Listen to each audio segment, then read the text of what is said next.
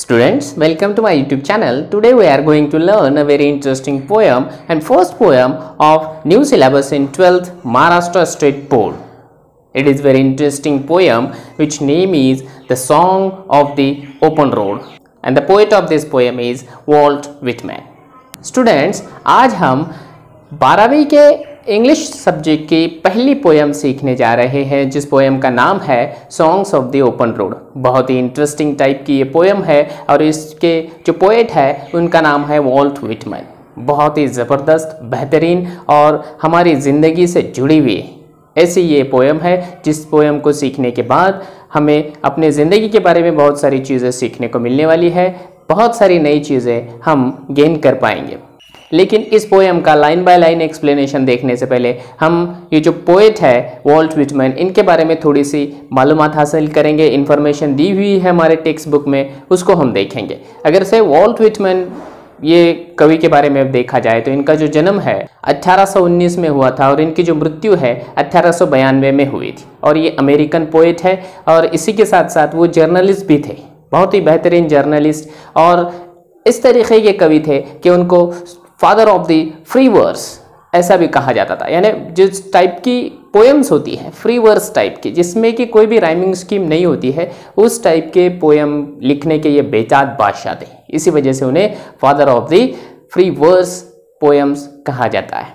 अगर से इनके बचपन के बारे में मालूमात हासिल की जाए तो वॉल्ट व्हिटमैन का बचपन बड़ा ही गरीबी की परिस्थिति में गुजरा है, लेकिन आगे चल के उन्होंने अपनी कठोर मेहनत के बलबूते पे और अपनी कविताओं के बलबूते पे एक ऊंचा मकाम हासिल किया और काफ़ी अमीर भी हुए। वॉल्ट व्हिटमैन ने 1855 में एक अपनी ज़िंदगी का सबसे अहम, सबसे इम्पॉर्टेंट जो कविता संग्रह है लीव्स ऑफ क्रॉस, इसको पब्लिश किया और जो तमाम दुनिया में बहुत ही पॉपुलर हो गया, मशहूर हो गया। लीव्स ऑफ क्रॉस ये जो कविता संग्रह है उसी के अंदर से ये जो पोएम है वो ली गई है जिसका नाम है songs of the open road. इसी के साथ साथ एक बात आपको बता दूं कि हम जब 10वीं कक्षा में थे महाराष्ट्र स्टेट बोर्ड के, उसके अंदर एक बहुत ही इम्पॉर्टेंट पोएम थी कैप्टन ओ कैप्टन, ये नाम की पोएम है जो कि पूरी दुनिया में बहुत मशहूर ही हुई, हमारे टेक्स्ट बुक में भी ली गई थी और जिसको अब्राहम लिंकन के चरित्र के ऊपर, जीवनी के ऊपर लिखा गया था और उसके जो कवि थे वो भी वॉल्ट व्हिटमैन ही थे। यानी ये जो कवि है वो बहुत ही पॉपुलर कवि है। ये तो हो गया ये इस कवि के बारे में, लेकिन अभी हमें देखना है कि ये कविता जो है songs of the open road वो हमें क्या कहती है।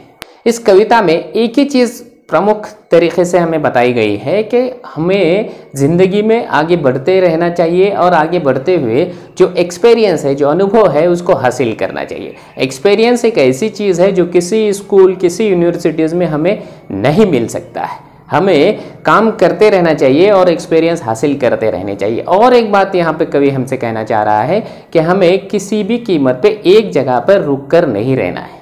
हमें हर रोज़ डेली थोड़ी ना थोड़ी प्रगति करती रहनी चाहिए, आगे बढ़ते रहना चाहिए। भले ही हम बहुत ज़्यादा आगे ना बढ़े, लेकिन थोड़े थोड़े से हमें कोशिश करते हुए कंटिन्यूसली हमारे जो प्रयत्न है, हमारी जो कोशिशें हैं उसे करते रहना चाहिए। ये तो हो गया थोड़ी सी इन्फॉर्मेशन कविता के बारे में, लेकिन अभी हम लाइन बाय लाइन एक्सप्लेनेशन देखने वाले हैं। लेकिन उससे पहले अगर से आप हमारे चैनल पर पहली बार विजिट कर रहे हैं तो नीचे जो लाल रंग का बटन है उसे प्रेस करके हमारे चैनल सब्सक्राइब करना न भूलें, जिसकी वजह से अगर से आप सब्सक्राइब करते हो तो हम जब भी हम 12th का नया वीडियो अपलोड करेंगे उसकी नोटिफिकेशन आप लोगों को मिल जाएगी। और इससे पहले भी बहुत सारे हमने वीडियोस बनाए हुए हैं जो कि 12th के सिलेबस के ऊपर है, वो सारे वीडियोस की लिंक हम इस डिस्क्रिप्शन बॉक्स में दे रखी है, वहां जाकर भी आप उसकी स्टडी कर सकते हो। स्टूडेंट्स, अगर से मेरे एक्सप्लेनेशन के बाद आपको पूरी तरह से ये कविता समझ आती है तो इस वीडियो के कमेंट बॉक्स में कमेंट करके बताना ना भूलें। तो चलिए टाइम वेस्ट न करते हुए हम देखने जा रहे हैं लाइन बाय लाइन एक्सप्लेनेशन इस पोएम का। इसके लिए मैं आपको ले जाता हूं अपने मोबाइल के स्क्रीन पर। चलिए पहला स्टैंजा स्टार्ट करते हैं। पहले दो लाइनों में क्या कहा गया है? Afoot and light hearted I take to the open road, healthy free the world before me. पहले दो लाइनों में ऐसा कह रहा है, ये जो पोएट है ये कह रहा है अ फुट यानी मैं पैदल ही निकला हूँ, एंड लाइट हार्टेड मैं पैदल हूँ और लाइट हार्टेड हूँ। मेरा जो हृदय है, मेरा जो दिल है वो बिल्कुल हल्का फुल्का है। मेरे दिल में कोई भी चीज़ें भरी हुई नहीं है। और I take to the open road, और मैंने चलने के लिए जो चूज़ किया है, मैंने अपनी पसंद से एक रास्ता चूज़ किया है यहाँ पे। और वो जो रोड है वो किस तरीके का है?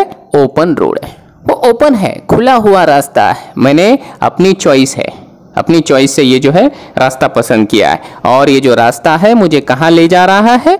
Healthy, free, the world before मी। और मैं जहाँ जा रहा हूँ, ये जो ओपन रोड है, उस ओपन रोड पे चलते हुए मैं जहाँ जा रहा हूँ, वो जो नई दुनिया है वो बिल्कुल हेल्दी है। हेल्दी यानी आरोग्यदायी है, जहाँ पे कोई बीमारी नहीं है, कोई टेंशन नहीं है। इसी के साथ साथ फ्री है, स्वतंत्र है, आज़ाद है। वहाँ की जो ज़िंदगी है, वहाँ की जो दुनिया है वो बिल्कुल आज़ाद है। और उसी के साथ साथ द वर्ल्ड बिफोर में, मेरे सामने जो नई दुनिया आने वाली है वो बिल्कुल इस तरीके की है कि उस दुनिया में कोई टेंशन नहीं है, कोई गुलामी नहीं है, या किसी तरीके के अनहेल्दीनेस नहीं है, ओपन है। और अगली दो लाइनों में ये जो पोइट है वो कह रहा है, the long brown path before me leading wherever I choose. और मैंने जो रास्ता चुना है, द लॉन्ग ब्राउन पाथ, वो जो रास्ता है बहुत लंबा है। मुझे जिस रास्ते से चलना है वो जो रास्ता है बहुत ज़्यादा लंबा है, लेकिन उस रास्ते की एक इम्पोर्टेंस बताई गई, एक क्वालिटी बताई गई है कि वो जो रास्ता है ब्राउन रंग का है। ब्राउन रंग किस लिए? यहाँ पे जो है एक कुछ अलग से चीज़ कह रहा है, जो कवि है हमको कुछ अलग से चीज़ कह रहा है। अगर से हमने बहुत सारे प्रवास वर्णन देखे होंगे तो हमें पता होगा कि अगर से कोई इम्पोर्टेंट प्लेस है, कोई बहुत ही अहम जगह है, तो उस जगह को इंडिकेट करने के लिए, दिखाने के लिए हम जो है उसको ब्राउन कलर से लिखा जाता है, ब्राउन कलर से लिखते हैं। तो इस वजह से उन्होंने कहा है कि मैं जो रास्ते से जा रहा हूँ वो जो रास्ता है वो वेरी इंपॉर्टेंट पाथ है, बहुत ही इंपॉर्टेंट इस तरीके का रास्ता है। और जो कि before me leading wherever I choose, मैंने जो रास्ता चूज किया है, मैंने जो रास्ता पसंद किया है वो बहुत लंबा है लेकिन बहुत इंपॉर्टेंट है। और सबसे मेन बात अगर से कहूँ तो ये जो रास्ता है मैंने खुद चुना है। Henceforth I ask not good fortune, I myself am good fortune। ये जो लाइन है बहुत कुछ कह रही है, हमें भी इस लाइन से बहुत सारी चीज़ें सीखने की ज़रूरत है। Henceforth, इसीलिए I ask not good fortune, इसीलिए मुझे किसी का आशीर्वाद नहीं चाहिए, मुझे किसी का वरदान नहीं चाहिए। मैं किसी से कुछ मांग नहीं रहा हूँ, चाहे ईश्वर से हो चाहे प्रकृति से हो, मैं किसी से कुछ नहीं मांग रहा हूँ। I myself am good fortune, मैं खुद एक अच्छी किस्मत वाला इंसान हूँ। मेरे हाथों में सब कुछ है, मेरे हाथों में मेरी तकदीर है, मैं अपने हाथों से अपना जो भविष्य है वो लिख रहा हूँ, इसलिए मुझे किसी से कोई चीज़ मांगने की ज़रूरत नहीं है। इस लाइन से ये जो कवि है हमें कह रहा है कि अपनी किस्मत हमें अपनी मेहनत के बलबूते पे खुद लिखनी चाहिए। हमें ईश्वर के भरोसे पे, प्रकृति के भरोसे पे या किसी और दोस्त रिश्तेदार के भरोसे पे हमें रुकना नहीं है। अगली लाइन में कह रहा है, henceforth I whimper no more, postpone no more, need nothing। ये लाइन भी बहुत अहम है, बहुत इंपॉर्टेंट है। क्या कहता है? henceforth, इसीलिए आई विम्पर नो मोर। विम्पर जो यहाँ पे शब्द दिया गया है, विम्पर का अर्थ होता है make a series of low weak sad cries especially with fear and pain. यानी विम्पर का मतलब कहा गया है कि किसी से कंप्लेंट करना, यानी किसी की शिकायत करना। मैं इसीलिए किसी से कोई शिकायत करता ही नहीं हूँ, क्योंकि मुझे किसी से उम्मीद ही नहीं है। मुझे जो है अपनी अच्छी किस्मत के लिए मैं किसी और के ऊपर डिपेंड हूँ ही नहीं, इसलिए मुझे जो है किसी से भी शिकायत करने की कोई ज़रूरत नहीं। ना मैं शिकायत करता हूँ, ना पोस्टपोन नो मोर, ना मैं आज का मेरा जो काम है वो आगे पे ढकेलता हूँ, है ना। आज का काम मैं कल पे भी नहीं टालता हूँ, मैं आज का काम आज ही कर लेता हूँ, पोस्टपोन भी नहीं करता हूँ और नीड नथिंग, और मुझे किसी की ज़रूरत भी नहीं है। जब मैं खुद के पैरों पे खड़ा हूँ, मुझे अपने आप पे पूरा भरोसा है, विश्वास है, तो मैं किसी के सामने हाथ फैलाकर लाचारी नहीं दिखाना चाहता। मुझे कोई चीज़ की ज़रूरत नहीं। मैं किसी से ना शिकायत करता हूँ, ना आज का काम कल पे डालता हूँ, ना मुझे किसी चीज़ की किसी से मिलने की उम्मीद है। मैं सेल्फ इंडिपेंडेंट हूँ, मैं आत्मनिर्भर हूँ, ऐसा ये कवि कह रहा है। अगली लाइन में कह रहा है, done with indoor complaints, libraries, querulous criticism. इसी के साथ साथ कवि हमें ये लाइन में ये कह रहा है, डन विथ इंडोर कंप्लेंट्स, मेरे अंदर, मेरे घर में कुछ चीज़ें ज़रूर कंप्लेंट करने लायक है। ठीक है, 100% मैं जो हूँ प्योर नहीं हूँ, लेकिन ये जो क्यूरुलस है, क्यूरुलस का मतलब यहाँ पे दिया गया है complaining showing that one is irritate. मुझे भी कभी कभी घुटन होती है, मैं भी कभी कभी किसी के ऊपर क्रिटिसाइज कर लेता हूँ, लेकिन अब मैंने ये जो चीज़ें हैं पीछे छोड़ दी है। मैं ये दुनिया छोड़कर किसी ऐसी दुनिया में जा रहा हूँ जो दुनिया हेल्दी है, फ्री है, जहाँ पर कोई गुलामी नहीं है। इसीलिए मैं जो है ये चीज़ें छोड़ चुका हूँ। मैं क्रिटिसाइज करना छोड़ चुका हूँ, मैं कंप्लेंट करना छोड़ चुका हूँ, मैं क्यूरियस, मैं इरिटेट होना भी छोड़ चुका हूँ। अगली लाइन में कहता है, strong and content I travel the open road, the earth that is sufficient. ये जो दो लाइनें हैं इसके जरिए से कवि कह रहा है कि स्ट्रॉन्ग एंड कंटेंट, मैं मजबूती के साथ अपना जो रास्ता है उस रास्ते पे ट्रैवल कर रहा हूँ, प्रवास कर रहा हूँ, सफ़र कर रहा हूँ। मैं मजबूती के साथ अपने रास्ते से जा रहा हूँ। यहाँ पे जो वर्ड दिया गया है कंटेंट, उसका मतलब है समाधान। मैं संतुष्ट हूँ, मैं जिस रास्ते पे जा रहा हूँ उस रास्ते से मैं बिल्कुल संतुष्ट हूँ। मैं संतुष्टि के साथ और मजबूती के साथ जो है अपने चूज किए हुए, पसंद किए हुए रास्ते पे आगे बढ़ रहा हूँ। और सबसे मेन बात वो नीचे की जो छोटी सी लाइन है उसके अंदर कह रहा है, the earth that is sufficient. और ये जो पृथ्वी है, ये जो धरती है, मेरे लिए काफ़ी है। अब धरती है मेरे लिए काफ़ी है, इसका मतलब क्या है कि मुझे जो कुछ चाहिए वो इस धरती पे अवेलेबल है, मैं वहाँ से ले सकता हूँ। इसलिए मुझे किसी एक सुपर नेचुरल पावर की ज़रूरत नहीं है या किसी से मांगने की ज़रूरत नहीं। मुझे जो चीज़ें चाहिए वो चीज़ें इस अर्थ के पास, इस प्रकृति के पास, इस धरती के पास अवेलेबल है, मैं वहाँ से आसानी से ले सकता हूँ। इसलिए मुझे किसी से मांगने की यहाँ पर कोई ज़रूरत नहीं है। अगले स्टांजा में वॉल्ट व्हिटमैन कह रहा है कि I do not want the constellations any nearer, I know they are very well where they are. ये जो लाइन है बहुत ही आत्मसंतुष्टि वाली लाइन है। यहाँ पे क्या कहता है कवि, आई डू नॉट वॉन्ट, मुझे नहीं चाहिए क्या, कॉन्स्टिलेशंस। कॉन्स्टिलेशंस यानी जो नक्षत्र होते हैं, आसमान में जो तारे होते हैं, वो तारों को कहा गया है कि मुझे वो जो तारे हैं अपने पास नहीं चाहिए, मुझे तारों की कोई ख्वाहिश नहीं है। आई नो, क्योंकि आई नो, मुझे पता है, they are very well where they are, क्योंकि मुझे पता है वो जहाँ है वहीं पे रहना चाहिए, वो वहीं पे अच्छे दिखेंगे, उनकी जो शोभा है वो आसमान में है। मुझे आसमान के तारे नहीं चाहिए, मुझे ऐसी कोई चीज़ नहीं चाहिए जो किसी से छीनी हुई है, क्योंकि आसमान की खूबसूरती हमें पता है तारों से होती है, और अगर से हम उनके तारे छीन लेंगे तो आसमान सोना सोना लगेगा। इसलिए कवि कहता है कि मुझे ऐसी कोई चीज़ नहीं चाहिए जो किसी से छीनी हुई हो, क्योंकि मुझे पता है वो जहाँ होनी चाहिए वहीं पे ठीक है। अगली लाइन में और उसका एक्सप्लेनेशन कर रहा है, I know they suffice for those who belong to them, क्योंकि मुझे पता है वो जिनके पास चाहिए होनी चाहिए, जो उसका डिजर्व करता है वो उसी के पास होनी चाहिए।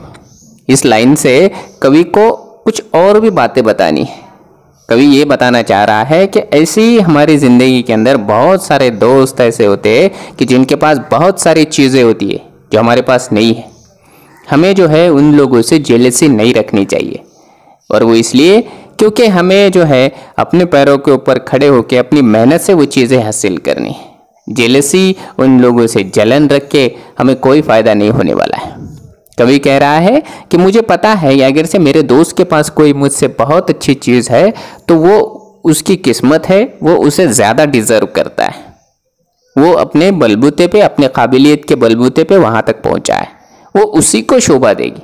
मैं उससे वो छीन कर नहीं लेना चाहता हूँ।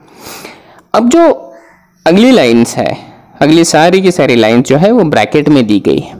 कविता का ये भी एक ऐसा प्रकार है कि जिसमें maximum part of the poem without bracket होता है और कुछ पार्ट जो है वो ब्रैकेट में दिया जाता है। तो कविता के ये जो टाइप है इसको हम पैरेंथेसिस कहते हैं। अभी पैरेंथेसिस वाली पोयम में यहाँ पे लास्ट में जो कवि है वो क्या कह रहा है, still here I carry my old delicious burdens. और कवि कहता है कि मैं अभी भी अपना जो पुराने वाला बर्डन है, बर्डन यानी टेंशन, तान तनाव, दबाव जिसे हम कहते हैं, मेरे ऊपर अभी भी बहुत सारा बर्डन है पुरानी यादों का, लेकिन वो मुझे कैसा लगता है, डिलीशियस लगता है, बहुत ही लजीज लगता है, बहुत ही बेहतरीन लगता है। मेरे ऊपर प्रेशर है लेकिन वो कैसा है, अच्छा है। यानी मेरे पास बहुत सारी पुरानी यादें हैं और वो यादें ऐसी हैं कि कभी ना भूलने वाली, खट्टी मीठी यादें मेरे साथ जुड़ी हुई है। I carry them, men and women, I carry them with me wherever I go। और वो जो यादें हैं, वो जो डिलीशियस बर्डन है, वो जो खट्टी मीठी यादें हैं, वो खट्टी मीठी यादें मेरे साथ हमेशा रहती है, मैं जहाँ भी जाता हूँ। और उन खट्टी मीठी यादों में कौन है, मेन वुमेन, बहुत सारी औरतें, बहुत सारे इंसान उसके अंदर शामिल हैं। मेरी जो पुरानी यादें हैं, हो सकता है बचपन की यादें हो सकता है उनकी जवानी की यादें हो, बहुत सारी अलग अलग यादें हैं जो कि इंसान उन यादों से कभी भी दूर नहीं भाग सकता, चाहे किसी भी दुनिया में चले जाए। लेकिन अपनी जो कुछ अहम, कुछ इम्पोर्टेंट यादें हैं वो इंसान कभी नहीं भूलता। कुछ इंसानों को हम लोग नहीं भूल सकते। हमारी ज़िंदगी में ज़रूर कहीं ना कहीं ऐसे इंसान दस्तक देते हैं, आते हैं कि जिसको हम कभी नहीं भूल सकते। इसी तरीके से जो वॉल्ट व्हिटमन है, उनके भी ज़िंदगी में कई सारे ऐसे लोग हैं वो जो कहता है कि वो डिलीशियस बर्डन है, वो मेरे साथ में हमेशा कैरी करता रहता हूँ। और लास्ट के 2 लाइन में क्या कह रहा है कि I swear it is impossible for me to get rid of them. और मैं कसम खा के कहता हूँ, आई स्वेयर, मैं कसम खा के कहता हूँ, इट इज़ इम्पॉसिबल, ये नामुमकिन है। क्या नामुमकिन है, for me to get rid of them, कि इन यादों से दूर भाग जाना मेरे लिए इम्पॉसिबल है, नामुमकिन है। मैं कितना भी चाहूँ तो इन यादों को भुला नहीं सकता। ये जो यादें हैं मेरी ज़िंदगी के साथ जुड़ी हुई है और हमेशा हमेशा के लिए जुड़ी हुई रहेंगी। मैं चाहे ये खट्टी हो, चाहे मीठी हो, चाहे मुझे इन यादों से तकलीफ़ होती हो, चाहे मुझे इन यादों से खुशी महसूस होती हो, लेकिन मैं इन यादों को भूल नहीं सकता। I am filled with them and I will fill them in return। मेरे अंदर, मेरे दिल के अंदर ये यादें पूरी तरह से भरी हुई है, filled up। मेरा जो दिल है, हृदय है, वो पूरी तरह से इन यादों से भरा हुआ है। and I will fill them with return। और जिन लोगों की यादें मेरे दिल में जिंदा है हमेशा हमेशा के लिए, मैं यहाँ वादा करता हूँ कि उन लोगों के भी दिल में मैं ज़रूर याद रहूँगा, क्योंकि मेरे लिए ये लोग जितने इम्पोर्टेंट हैं उसी तरीके से ज़रूर मैं भी उन लोगों के लिए उसी तरीके से इम्पोर्टेंट हूँगा, या इस तरीके का काम करूँगा आगे चल के कि ज़रूर वो लोग भी मेरा नाम याद रखेंगे हमेशा हमेशा के लिए, क्योंकि उनके लिए भी मैं एक सुनहरी याद, मीठी याद बनकर रहूँगा। इस तरीके से ये बहुत ही बेहतरीन पोएम है जो कि अपने निजी जिंदगी की कुछ अनुभव यहाँ पर वॉल्ट व्हिटमन, ये जो फेमस अमेरिकन पोएट है, ये हमसे कह रहा है। तो स्टूडेंट्स, इस तरीके से हमने देखा है कि songs of the open road, ये जो पोएम है इसका हमने लाइन बाय लाइन एक्सप्लेनेशन देखा है, बहुत ही आसान तरीके में, आसान शब्दों में। और मुझे उम्मीद है कि मेरा जो एक्सप्लेनेशन है वो आप लोगों को पूरी तरीके से समझ आ गई होगी, ये जो पोएम है आपको पूरी तरीके से समझ आ गई होगी। अगर से मेरा एक्सप्लेनेशन आपको पसंद आया है तो कमेंट बॉक्स में कमेंट करना न भूलें और इस वीडियो को जाते जाते लाइक करना ही न भूलें।